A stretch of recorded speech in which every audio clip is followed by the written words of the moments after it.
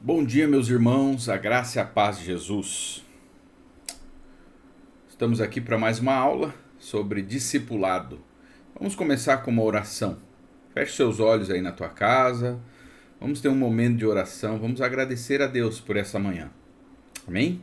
Senhor, nós te louvamos por Jesus Cristo, nós te louvamos por nossa salvação e nós te louvamos pelo privilégio de podermos meditar na tua palavra logo pela manhã. Pedimos as bênçãos do Senhor sobre as nossas vidas. Pedimos que o Senhor nos fortaleça, que o Senhor nos renove, que o Senhor nos encha com teu Espírito Santo, que o Senhor traga conforto e consolo para aqueles que estão abatidos, Pai. Em nome de Jesus, fortaleça o teu povo, Pai. Esta é a nossa oração. É o que nós te pedimos e te agradecemos em nome do teu Filho Jesus. Amém. Amém?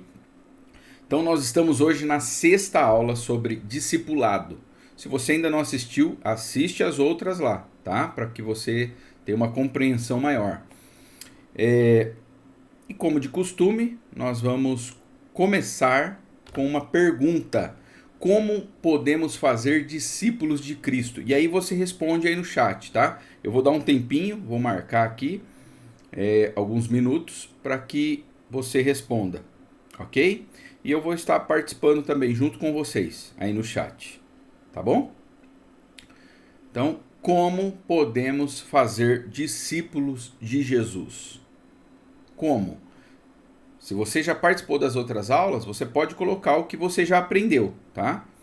E se existem outras coisas que contribuem para a formação do discípulo, coloque aí também. É muito importante a sua participação. Me ajuda a entender, me ajuda também me autoavaliar para ver se eu estou conseguindo passar o conteúdo para vocês. Quando você responde também, você coloca a sua opinião aí no chat, eu aprendo com você, porque você pode estar vendo algo que eu ainda não vi, e os teus irmãos também vão aprender com você, tá? Então, é uma forma de nós crescermos e uma forma de todos poderem participar. Então, vamos lá. Como podemos fazer discípulos de Jesus? Deixa eu tomar um golinho aqui.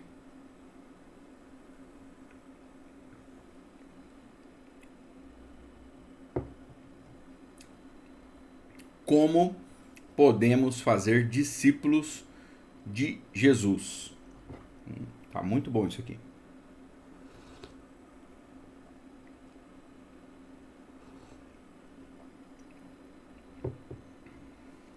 Vamos lá. Vamos escrevendo aí. Tá? Você que está chegando agora, que acabou de acessar a aula aí, nós estamos estudando sobre discipulado e a pergunta, nós começamos com uma pergunta: como podemos fazer discípulos de Cristo? De que maneira? Dê a sua opinião aí, dê a sua posição, aquilo que você acredita, certo? É isso aí, pessoal.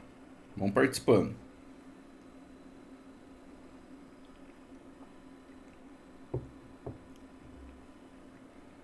Mais alguns segundos, tá? Para que todos possam colocar a sua opinião. Muito importante. Se você também tiver alguma dúvida, você pode também colocar aí no chat, tá? O chat está aí para que a gente possa interagir, participar. É muito importante a sua participação. Como podemos fazer discípulos de Cristo? Como? Quais ferramentas Deus nos deu para fazermos discípulos de Cristo? Deu uma dica, hein? Então vamos lá. Vamos para a aula de hoje, então, certo? Bom, o que nós já vimos, certo? Nós já vimos que Deus nos deu duas ferramentas que são fundamentais para que nós façamos discípulos de Jesus. A primeira ferramenta que nós vimos é a palavra de Deus. Então, discípulos são formados através da palavra, da proclamação da palavra. A fé vem pelo ouvir, e o ouvir o quê? A palavra de Deus. Então, assim, discípulos são formados através da palavra, certo? A palavra é como uma semente que cai no coração, e quando o coração é fértil, ela germina ali, certo? Na semana passada nós vimos também que a oração é uma ferramenta para a formação do discípulo. Por quê? Porque o novo nascimento, a conversão é uma obra do Espírito Santo. Eu posso pregar a palavra de Deus, mas quem converte o coração das pessoas é o Espírito Santo. Então eu prego e eu oro para que o Espírito Santo haja no coração das pessoas. Então a oração é uma ferramenta fundamental. Eu posso pregar e às vezes o coração da pessoa para quem eu estou pregando está duro. E quem é capaz de quebrar o coração duro? O Espírito Santo. Por isso nós oramos. Nós oramos para que a pessoa se converta, nós oramos para que a pessoa também se desenvolva. Nós vimos na semana passada que a oração também é para que o discípulo cresça em santidade, para que o discípulo seja protegido por Deus contra as investidas de Satanás. O próprio Jesus orou pelos seus discípulos, nós vimos isso em João 17. E hoje nós vamos ver uma terceira ferramenta que Deus nos deu para a formação do discípulo, que são pessoas. Nós vimos que a fé vem pelo ouvir. E ouvir o quê? A pregação. Ouvir a palavra de Deus. Mas como ouvirão se não há quem pregue? Então, uma outra ferramenta que Deus nos deu para a formação do discípulo são pessoas. Você é uma ferramenta que Deus quer usar para formar outros discípulos. As pessoas só serão formadas através de outras pessoas, através da pregação e da ação do Espírito Santo, através da nossa oração. Olha essa frase do livro Projeto Videira, desses dois autores, o Colin Marsh e o Tony Pine. Parece bastante óbvio dizer que o povo de Deus é a agência pela qual a palavra é proclamada sob dependência do Espírito em oração. Parece bastante óbvio, mas a igreja, o povo de Deus, é a agência por onde a palavra de Deus é proclamada em oração, em espírito e em oração. Então, Deus ele usa pessoas, certo? Agora, que pessoas Deus usa para fazer discípulos de Cristo? Você vai ficar impressionado. Às vezes a gente acha assim, Deus usa os super crentes. E na verdade não existem, né? Super crentes. Então, quem Deus usa? Que pessoas Deus usa para fazer discípulos de Cristo? Vamos lá. Olha esse texto. 1 Coríntios, capítulo 3, do verso 5 ao 7. Afinal de contas, quem é Apolo? Quem é Paulo? Apenas servos. Olha essa palavra. Servos, por meio dos quais vocês vieram a crer, conforme o ministério que o Senhor atribuiu a cada um. Eu plantei, Apolo regou, mas Deus é quem fazia crescer. De modo que nem quem planta, nem o que rega são alguma coisa, mas unicamente Deus que efetua o crescimento. Então, quem são as pessoas que Deus usa para fazer outros discípulos? Paulo dá uma ideia aqui de um tipo de agricultor, ou um tipo de agricultor, alguém que planta e alguém que rega. Mas aí ele diz uma coisa interessante, de modo que nem o que planta, nem o que rega são alguma coisa. Então assim, ele está dizendo, olha, Deus usa aqueles que não são nada para fazer discípulos. Ele usa servos. Olha esse outro texto. 2 Coríntios capítulo 4, verso 5. Não andamos por aí falando de nós mesmos, mas proclamamos que Jesus Cristo é Senhor e que nós mesmos somos o quê? Escravos de vocês por causa de Jesus. Então Deus usa servos, Deus usa aqueles que não são nada, Deus usa escravos de vocês por causa de Cristo. E outra coisa interessante que Paulo diz nesse texto, nós não andamos aí falando de nós mesmos. O que torna o discipulado eficaz é que nós falamos de Cristo. né? Se nós fôssemos falar de nós mesmos, isso não ia transformar a vida das pessoas. Nós falamos de Cristo. E quando falamos de nós falamos daquilo que Cristo fez em nós. Certo? E ele continua. 2 Coríntios 4, olha o verso 6 e o 7. Pois Deus que disse, haja luz na escuridão. É quem brilhou em nosso coração. Olha, é Deus que faz essa obra no coração. Para que conhecêssemos a glória de Deus na face de Jesus Cristo. Agora, nós mesmos somos como vasos frágeis de barro, que contém esse grande tesouro. Ele está falando do evangelho, né? Assim, fica evidente que esse grande poder vem de Deus e não de nós.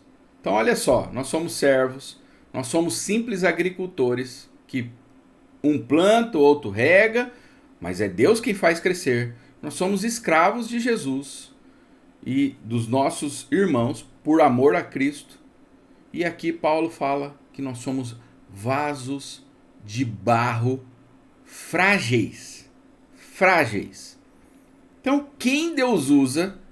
Quais são as pessoas que Deus usa para fazer discípulos? Não são super crentes, são pessoas comuns. E na verdade são pessoas frágeis. Frágeis. Vasos de barro. Agora olha só. Qual que era o plano de Deus para a nação de Israel? Veja lá. Êxodo 19, 6. Vocês serão para mim um reino de sacerdotes e uma nação santa. Guarde bem esse versículo. Vocês serão para mim um reino de sacerdotes e uma nação santa. Sacerdote é aquele que intermedia a relação do homem com Deus, certo? Então, a nação de Israel, eles seriam um intermediário, eles seriam mediadores com as outras nações. Uma nação santa. E ele continua. E é interessante que esse era o desejo até dos profetas, né? Era isso que os profetas profetizaram sobre a nação de Israel. Olha o que diz Isaías 42, do verso 6 ao 7. Eu, o Senhor, o chamei em retidão. Está falando da nação de Israel. Segurarei firme a sua mão. Eu o guardarei e farei de você um mediador. Está falando da nação de Israel. Um mediador para quem? Para o povo. E uma luz para os gentios. Os gentios são todos os outros povos que não são judeus. Com que finalidade? Olha lá. Para abrir os olhos aos cegos, para libertar da prisão os cativos e para livrar do calabouço os que habitam na escuridão. Então Deus usa pessoas comuns e ele escolheu a nação de Israel para ser um instrumento em suas mãos. E a nação de Israel, se vocês têm acompanhado sermões em Gênesis, a nação de Israel já nasce de forma frágil, nasce com Abraão, um homem pecador. Deus escolheu pessoas simples, pessoas frágeis e pessoas cheias de falhas e de erros e de pecados. Olha esse outro texto de Isaías. Qual que era o anseio? Quais eram as profecias em relação a Israel? Isaías 49, 6. Ele diz: você fará mais que restaurar o povo de Israel para mim. Eu o farei luz para os gentios. E você levará a minha salvação aos confins da terra. Então Deus tinha um plano para o seu povo.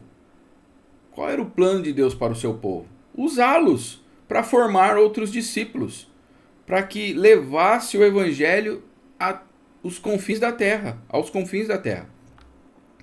Olha esse outro texto, Isaías 60, verso 3. As nações virão a sua luz, os reis verão o seu esplendor. Então, eles deveriam ser luz. Esse era o plano de Deus para o seu povo. Será que o plano de Deus para o seu povo se concretizou? Vamos ver? Mateus 28, 19. Qual que era o plano de Deus para a nação de Israel? Que eles fossem luz para as nações. E olhe o que Jesus diz para os seus discípulos antes deles subir aos céus. antes de Cristo voltar para o seu trono de glória. Olha o que ele diz: portanto, vão e façam discípulos de todas as nações, batizando-os em nome do Pai, do Filho e do Espírito Santo. Qual que era o plano de Deus para a nação de Israel? Que eles fossem luz para as nações. E o que ele diz para os seus discípulos? Vão às nações. Olha esse outro texto. Ele falando também com seus discípulos no Sermão do Monte, Mateus 5,14. Vocês são o quê? A luz do mundo. Não se pode esconder uma cidade construída sobre um monte. Irmãos, vocês estão percebendo que não mudou o plano de Deus? O plano de Deus no Antigo Testamento para o seu povo é que eles fossem luz para os gentios, para todas as nações. Quando Deus chama Abraão, o que ele falou? Em ti serão benditas o quê? Todas as famílias da terra. Veja que o plano de Deus não mudou, é o mesmo, irmãos. Olha esse outro texto. 1 Pedro, capítulo 2, verso 9 e 10. Ele falando agora com a igreja, certo? Deus falou para a nação de Israel que eles seriam o quê? Uma nação santa, certo? Um reino de sacerdotes para as outras nações. E agora olha o que o apóstolo Pedro fala para a igreja. Deus falou para Israel e agora Deus fala com a igreja. É o mesmo propósito. Vocês, porém, são geração eleita, sacerdócio real. Eles não seriam uma nação de sacerdotes? E a igreja? A igreja também.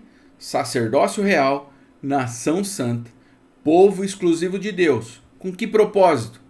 Para anunciar as grandezas daquele que os chamou das trevas para a sua maravilhosa luz. Antes vocês nem sequer eram povo, mas agora são povo de Deus. Não haviam recebido misericórdia, mas agora a receberam. Então veja, irmãos, Deus usa pessoas comuns, Deus usa o seu povo, e o seu povo é falho, o seu povo é como um vaso de barro frágil. Deus usa a minha vida, Deus usa você, certo? Olha o que diz Atos 4:31. E aqui é importante, tá? Atentem bem para esse texto aqui, ó. Olha o que diz: depois de orarem, tremeu o lugar em que estavam reunidos. Todos ficaram cheios do Espírito Santo. Olha essa palavra, todos. Não era a pregação, o proclamar, o fazer discípulos, não é prerrogativa apenas dos apóstolos. Não foram apenas os apóstolos que ficaram cheios do Espírito Santo no dia de Pentecoste. Esse texto aqui fala sobre o dia em que o Espírito Santo foi derramado, o cumprimento lá da profecia de Joel. Todos ficaram cheios do Espírito Santo. Não foram só os apóstolos, mas todos ficaram cheios do Espírito Santo. E só alguns anunciavam? Não. Todos ficaram cheios do Espírito Santo e anunciavam. Todos os que ficaram cheios anunciavam a palavra de Deus. Então, Deus usa a todos que são seu povo. Olha essa outra frase, esse outro texto do livro Projeto Videira. Na nova era do Espírito, né, tá falando depois do derramamento do Espírito Santo ali em Atos 2, então na nova era do Espírito, todo o povo de Deus tem sua boca aberta para falar a palavra de Deus pelo Espírito, uns aos outros e ao mundo. Eles o farão de diferentes maneiras, contextos, oportunidades, com diferentes dons e, de fato, níveis distintos de responsabilidade. Alguns serão pastores e mestres, mas que a palavra de Deus seria proclamada nos lábios da totalidade de seu novo povo na aliança é algo claro no Novo Testamento. Todos vão falar. Alguns terão alguma função distinta. Alguns serão pregadores, pastores, mestres. Mas é claro no Novo Testamento de que todos vão falar. Todos. Certo? Quem Deus usa? Todos. Olha esse outro texto. Atos 8, verso 3 e 4. Saulo se esforçava para acabar com a igreja. Ele ia de casa em casa, arrastava homens e mulheres e jogava na cadeia. E aí o que aconteceu? Veio a perseguição e o povo se espalhou, certo? Os que não conseguiram fugir, o apóstolo Paulo, antes de se converter, o que ele fazia? Ele colocava as pessoas na prisão, certo? Mas e os que se espalharam? Aqueles que conseguiram escapar? Aqueles que foram espalhados? O que eles faziam? Anunciar o evangelho por toda parte. Irmãos, preste atenção nesse texto. Saulo está vindo, está perseguindo a igreja, está prendendo alguns e alguns foram mortos. Nós vamos ver o próprio Estevão, o primeiro mártir ali da igreja. Alguns foram mortos na perseguição. E alguns escaparam, fugiram. E quando eles se espalham, o que eles fizeram? Ao se espalharem, o que eles fizeram? Eles anunciaram o evangelho. Agora pensa o seguinte: muitos desses irmãos, eles estavam sofrendo. Alguns já tinham perdido amigos, alguns estavam com alguns parentes presos. Muitos perderam suas casas porque eles tiveram que deixar tudo e fugir. Perderam emprego, perderam bens. A carta de Tiago fala sobre esse tempo, esse período. Muitos irmãos estavam passando por muita dificuldade ali. Tinha mulheres que tinha perdido seus maridos. Mulheres que perderam seu marido, seu esposo. Tinha crianças que perderam seus pais, estavam órfãos. Por isso que Tiago vai falar que a verdadeira religião é cuidar dos órfãos e das viúvas. Muitos irmãos ali perderam filhos, alguns perderam, homens perderam suas esposas. Essa era a situação. Foi uma perseguição ferrenha. Mas enquanto alguns foram presos e mortos, outros se espalharam. E esses que se espalharam, o que eles fizeram? Eles ficaram tristes, reclamando da vida, murmurando? Não. Eles anunciavam o evangelho. Isso aí é impressionante, meus irmãos. No momento que eles estavam vivendo ali de sofrimento, eles estavam anunciando o evangelho. Agora, por que eles estavam sendo perseguidos? Por crerem no evangelho. Isso é mais impressionante ainda. A perseguição veio porque eles eram cristãos, porque eles tinham crido no evangelho e professado sua fé em Jesus. E agora eles estão pregando para outras pessoas também crerem, mesmo sabendo aquilo que eles estavam passando. E eles sabiam que se outros viessem a crer no evangelho, também sofreriam perseguição. Agora, o que faz um povo que está sofrendo por causa do evangelho pregar o evangelho? Essa é uma pergunta. O que leva um povo, mesmo em extrema perseguição, a anunciar o evangelho? E essa é uma pergunta para nós respondermos aí no chat, tá? Eu vou dar um tempo aí para vocês. O que leva um povo, mesmo em extrema perseguição, a anunciar o evangelho?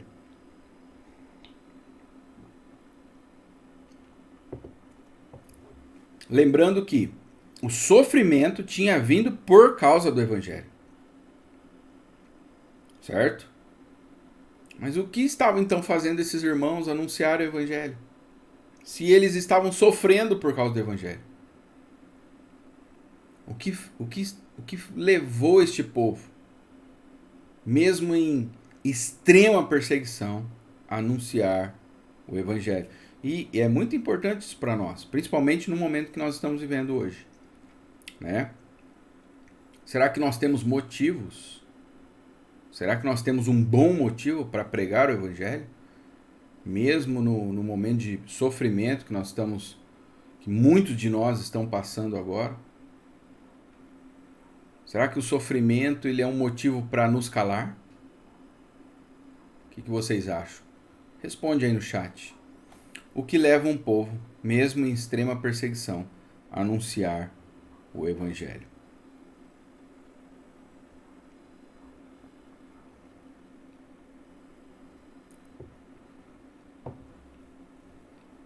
O que leva um povo, mesmo em extrema perseguição, a anunciar o Evangelho. E a gente vê ali. Quem eram essas pessoas?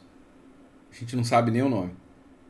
O texto diz que os que foram espalhados, né, os que se espalharam, saíram pregando.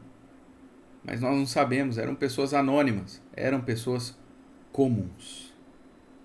Eram vasos de barro.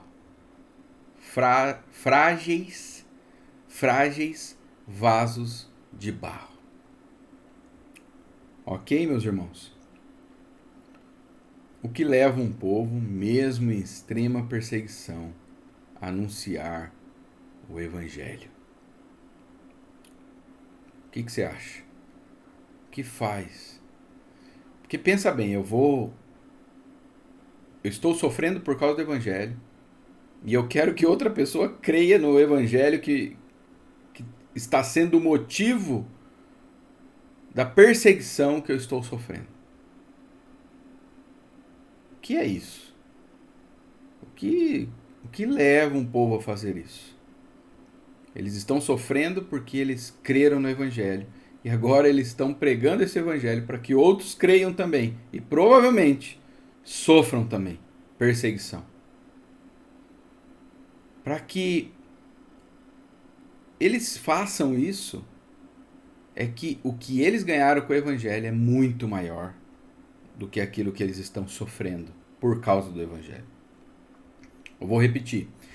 Para eles fazerem isso, pregar o Evangelho, mesmo sabendo que aqueles que crerem também serão perseguidos, é porque o que eles ganharam ao crerem no Evangelho é muito maior do que aquilo que eles estão perdendo ou sofrendo. Isso é fantástico, né? O que eles receberam ao crer no Evangelho? Eles receberam Cristo. E eles querem que outros também recebam isso. E eles fazem isso por amor. Amor aos perdidos. Certo? Olha lá.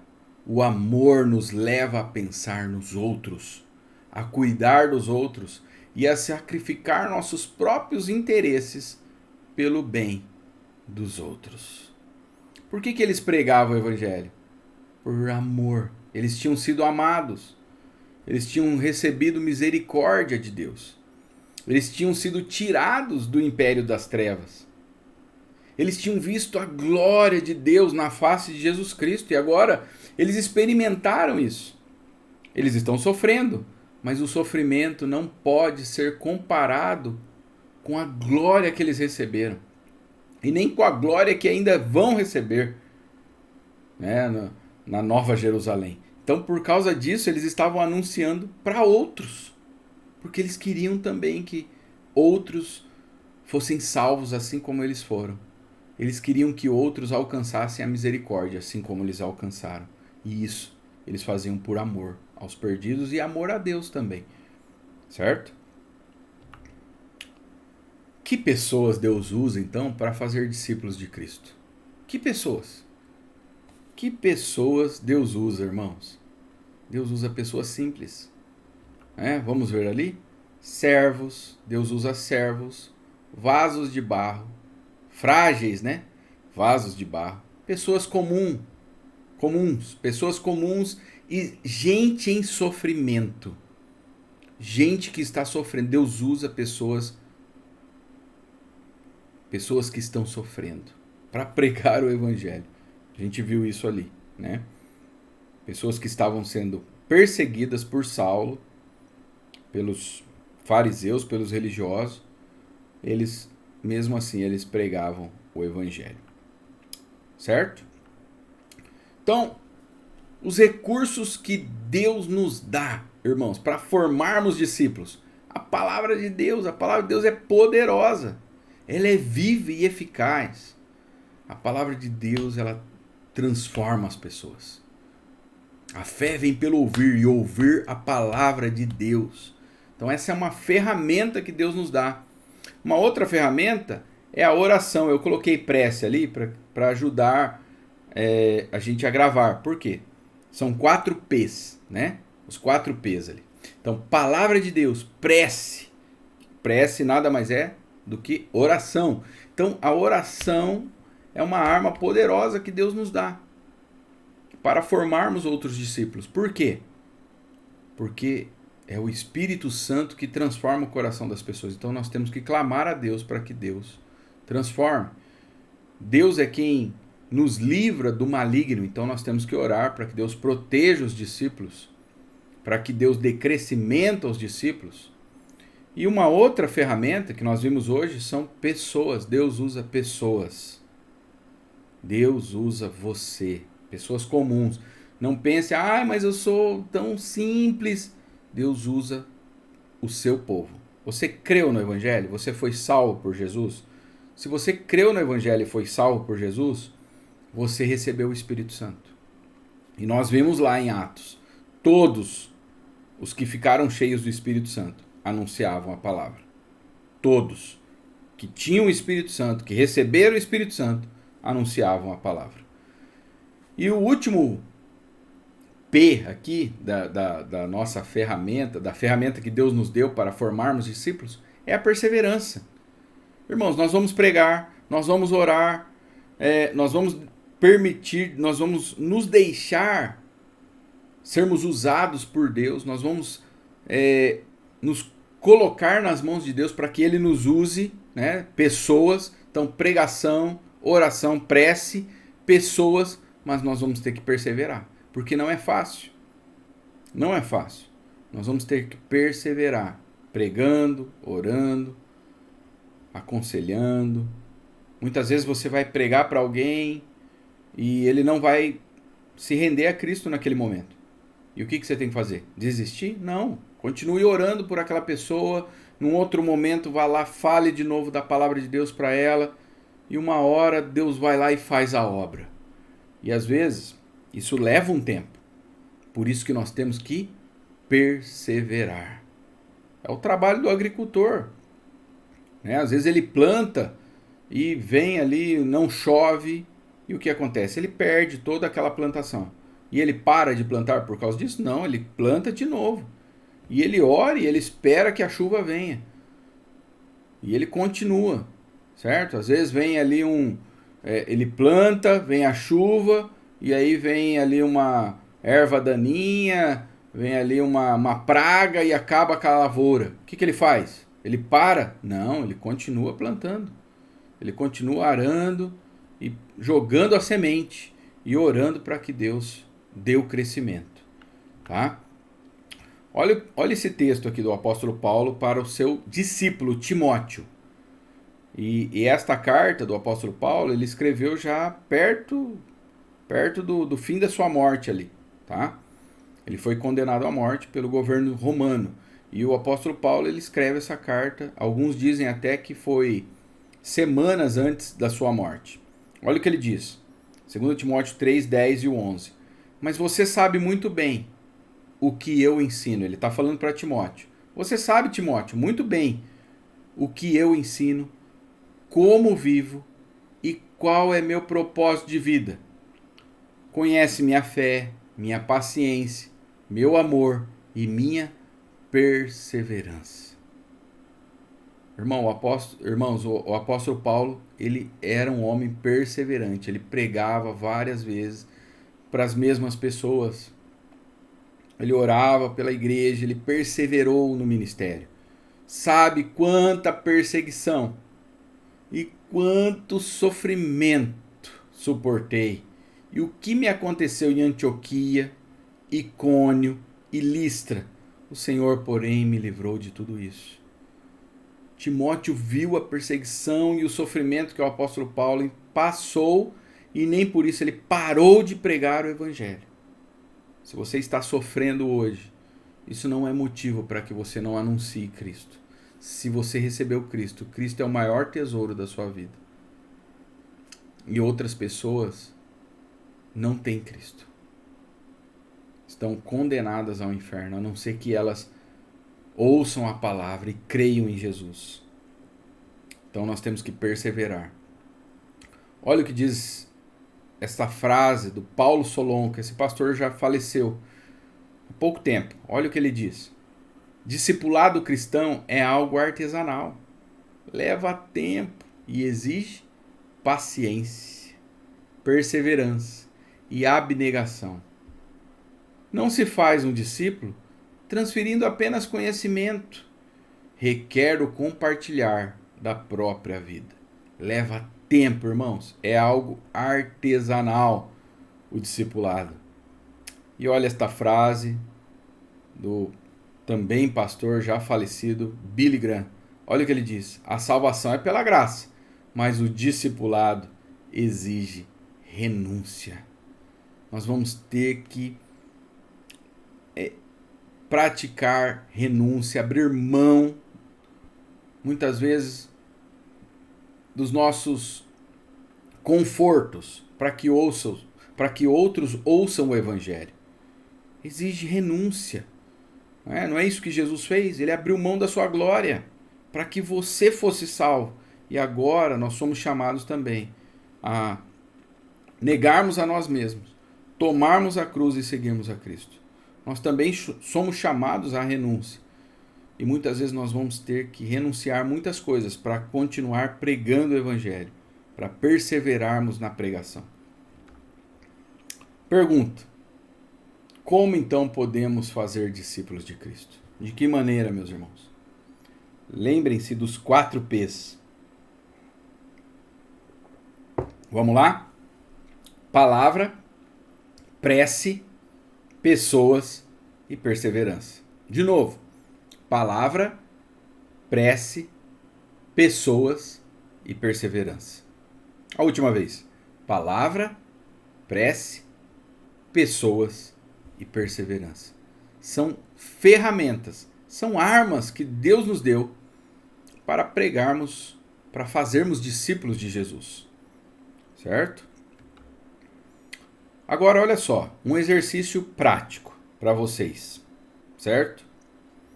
Essa pessoa aí, esse bonequinho amarelinho aí, é você.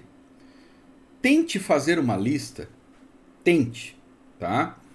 Um exercício, hein? Tente fazer uma lista. Quantas pessoas já oraram por você? Que você sabe. Que você tem quase certeza que já oraram por você. Tente fazer uma lista. Você que tem muitos anos de vida com Cristo aí, essa lista vai ser enorme, né? Imagina, se você tem 50, 60 anos de conversão, imagine quantas pessoas, mas tente fazer uma lista, escrever mesmo o nome de pessoas que você sabe que oraram por você, certo? Agora uma outra coisa, olha só, imagine quantas orações foram feitas por você. Primeiro, quantas pessoas. Então imagine lá, eu tenho certeza, por exemplo, que minha mãe orou por mim. Agora tente imaginar quantas orações ela fez. Quantas orações? E aí você pensa nas outras pessoas que você listou aí. Imagine quantas orações.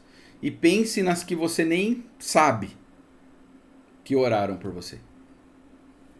Se você é uma pessoa aí que tem 1 ano, 2, 3 anos de conversão, quantas pessoas já oraram por você? Quantas orações já foram feitas por você? Consegue imaginar? Agora outra. Tente listar aí quantos conselhos bíblicos você recebeu. Pessoas que te aconselharam usando a palavra de Deus. Você estava com uma dificuldade no casamento e a pessoa te aconselhou biblicamente. Você estava com uma dificuldade financeira, a pessoa te aconselhou biblicamente. Você estava com dúvidas sobre a palavra de Deus e a pessoa te aconselhou, te orientou biblicamente. Tente listar quantas pessoas já fizeram isso por você. Imagine aí quanto aconselhamento bíblico você já recebeu. Certo? Um outro exercício agora. Tente listar quantos estudos bíblicos você já recebeu ao longo da sua caminhada cristã. Quantos estudos bíblicos você já recebeu? Por exemplo, essa aula de hoje é um estudo bíblico que você está recebendo, né? Então tente imaginar aí quantos estudos bíblicos você já recebeu ao longo da sua caminhada cristã. Certo? Agora olha só. Quantos sermões você já ouviu? Tá? Quantos sermões? Culto ali de domingo, a pregação. Quantos sermões ao longo da sua vida você já ouviu? Tente listar, se é possível. Olha, eu vou ser bem sincero, eu nem imagino quantos sermões eu já ouvi em toda essa minha caminhada. Eu nem imagino quantas pessoas já oraram por mim. Eu nem imagino quantas orações já foram feitas por mim. Eu não consigo imaginar quantos conselhos bíblicos eu já recebi. Eu não consigo imaginar. São muitos. Por que eu estou fazendo esse exercício com vocês? Para vocês entenderem que muita gente esteve envolvida no nosso crescimento.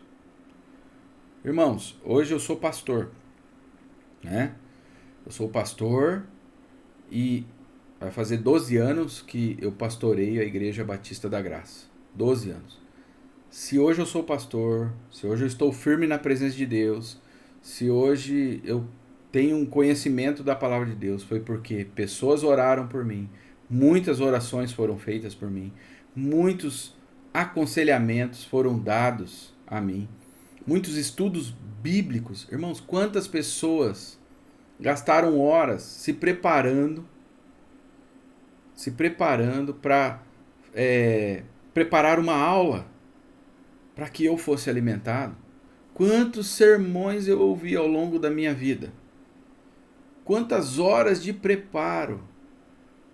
Quantas horas pessoas se prepararam, estudaram, investiram, compraram livros para preparar sermões para me alimentar? É muita gente envolvida. Eu não tenho ideia, irmãos, de quantas pessoas estiveram e estão envolvidas no meu crescimento. Certo? E isso é muito importante. Por quê? Nós não podemos ser egoístas. Nós também devemos contribuir para a formação de outras pessoas. Então segue uma tarefa para esta semana. Pensando nos 4 P's. Escolha 4 irmãos e contribua para a formação deles. Pensando nos 4 P's. Palavra, prece, pessoas e perseverança. Então, pensando nesses 4 P's, escolha 4 irmãos. Use a palavra de Deus para contribuir para que o teu irmão cresça, nem que seja um pouquinho. Talvez você diga assim: mas eu vou mandar um versículo, isso vai contribuir. Por quê? Porque é a palavra de Deus. A palavra de Deus é poderosa, irmãos. Pessoas foram salvas apenas com um versículo bíblico. Você não tem noção. A palavra de Deus é uma espada afiada. Ela é poderosa para mover reinos. Não só mover o coração de uma pessoa, mas mover reinos. Então, nesta semana, escolha 4 pessoas. Lembrando dos 4 P's. Palavra, prece, ore. Ore para que Deus faça uma grande obra na vida do teu irmão. Pessoas, Deus quer usar você. Vaso de barro, frágil. Um simples agricultor. O apóstolo Paulo disse: eu plantei e Apolo regou. É isso. Deus quer usar você. Tá? E persevere. Não desista. Amém? Então, vamos orar, agradecendo a Deus por esta aula. Senhor, nós te louvamos por Jesus Cristo, aquele que entregou a sua vida por nós. Nós te louvamos por ele. Te louvamos por tão grande salvação, Pai. Nós fomos tirados do império das trevas e fomos transportados para o reino da luz, para o reino do teu Filho Jesus, Pai. E agora nós somos chamados também para sermos luz para aqueles que estão em trevas. Senhor, nos use nesta semana, Pai, para a tua glória. Que nós possamos também contribuir para o crescimento dos nossos irmãos. Senhor, eu te louvo por todas as pessoas que estiveram envolvidas no nosso crescimento. Quantas pessoas oraram e ainda oram por nós. Quantas pessoas pregaram, prepararam estudos. Quantas pessoas, Pai. Nós não temos noção. E por isso nós queremos te louvar nesta manhã e pedir, Pai, para que o Senhor também nos use. Para que nós também sejamos, ó Deus, um instrumento nas tuas mãos. E nós possamos contribuir para o crescimento dos nossos irmãos. Essa é a nossa oração em nome de Jesus. Amém. Amém, meus irmãos. Tenham um bom domingo na presença do Senhor. Um bom almoço para vocês. E fiquem com Deus. Até a noite, se Deus quiser. Amém. Deus abençoe. Um abraço.